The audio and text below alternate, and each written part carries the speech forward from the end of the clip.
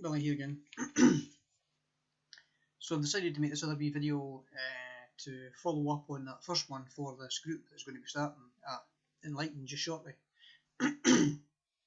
When I thought about doing this second video, I was thinking, well, actually not thinking, that's partly more the point. I was in a space of sensing where I would go with this second video, because a lot of the work that this space is about is not thinking. It's about sensing and being present and being mindful and such like, and therefore connecting to different ways of functioning than the way that we become conditioned into functioning, which is always to think for answers. So as I sat in that space, kind of inviting an offering to come to me about what this video should be about, what came to me was who is the group for? And what immediately came as an answer in response to that was that the group is for men. I'm reading off my sheet here. The group is for men that are searching or stuck or questioning life, or maybe worried, frustrated, curious, lost. Because when we're in that kind of a space, we're therefore more open to receiving help, and we're open to receiving guidance in the manner I just offered.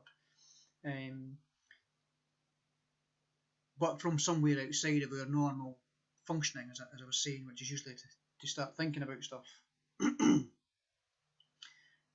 So we then invite what we call pop-ups and intuitions to come to us, which are generally felt to be offerings from out with our normal closed kind of egoic functioning, our normal conditioned sort of mindsets, maintaining cycles, etc.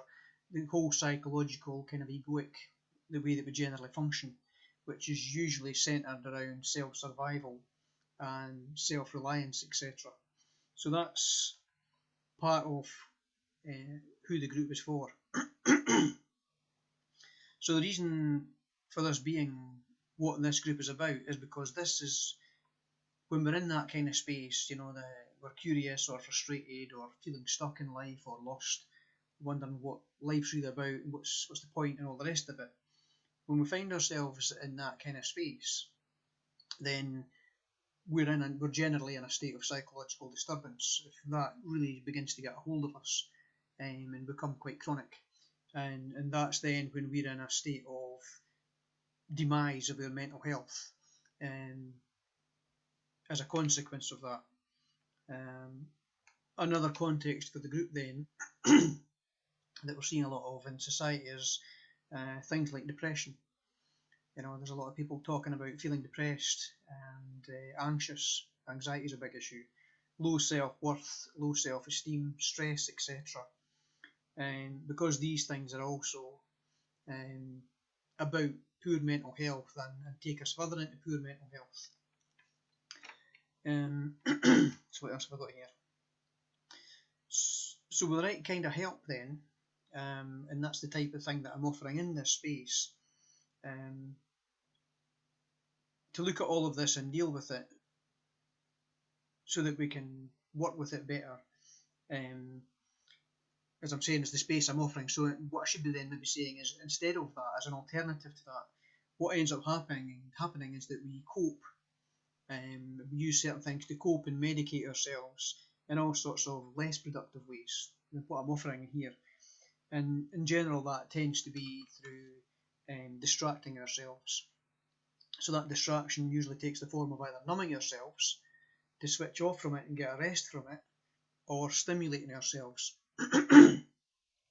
Sorry about the coughing. And the stimulating ourselves generally tends to happen because we're feeling disconnected from the vitality of life.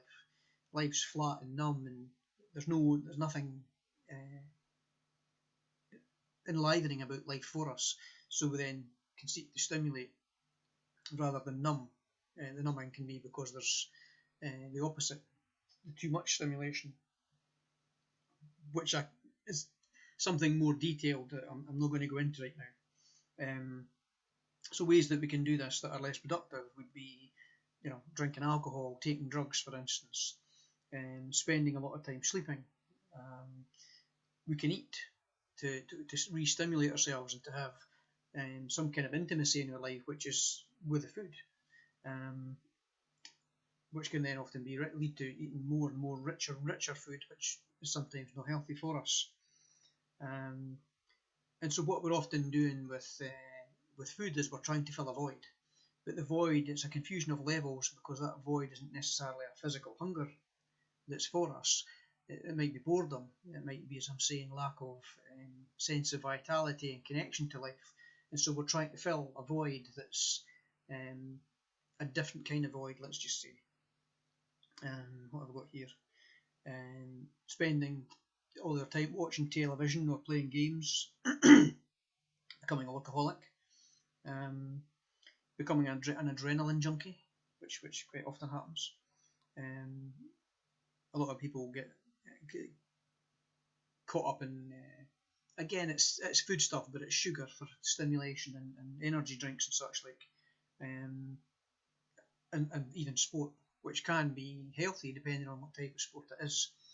But it can also be just an adrenaline junkie to reconnect to life, which is kind of okay in a sense, to some extent, but not if it gets a grip of you. Let's say even more like the gambling, let's say, can be a stimulation, but we'll know where that can go. When it's running us rather than, kind of us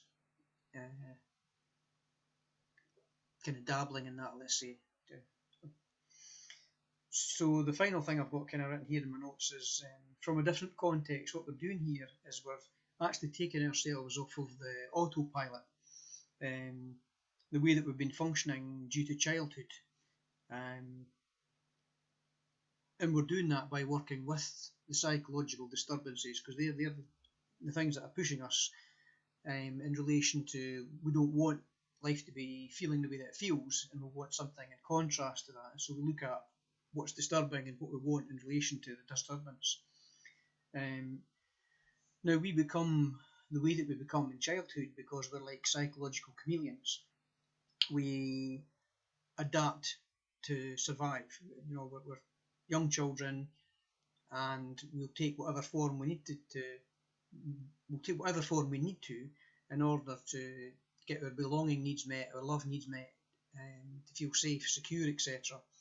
And so that's why we're all different, to do with different scenarios and have different behaviours to do with different people in childhood, because we're running on what I call kind of self-survival down the bottom here.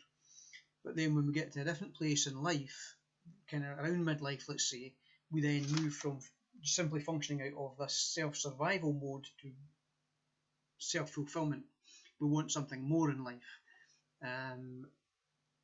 And that's part of the dynamics of what's going on, and part of the dynamics of why these disturbances start to arise within us, because we're not being who we want and what we want to be, because of the way we've become conditioned. Now, it's again, it's our society. We can only become what our society will allow us to become, whilst we're kind of caught in that dynamic and trying to break the way of the tribe, the culture, etc., because of those belonging needs. But once we begin to see something that is transcendent of the way that the culture, the tribe, etc., is functioning, we can seek more to attach to that and belong to that, and then as a consequence we change the society that's out there by having something beyond that to hang on to and use that as our guidance and our way of aspiring to be, and that then begins to change the society. So we then begin to create a new society that can wick people, the old society, forward. But again, that's very hard if we're trying to do that on our own, and I've been trying that for about 10 years. And it's easier if you can get a body of people together and get the whole thing to spread, like what I kind of call like the good virus, that's then productive and serves people. So that's another little bit. I'm trying to keep these videos to under 10 minutes of, a bit more to fill out the space of what we would come together for, without me yet going into how we're going to do it. I'll maybe do that as another video. Bye now.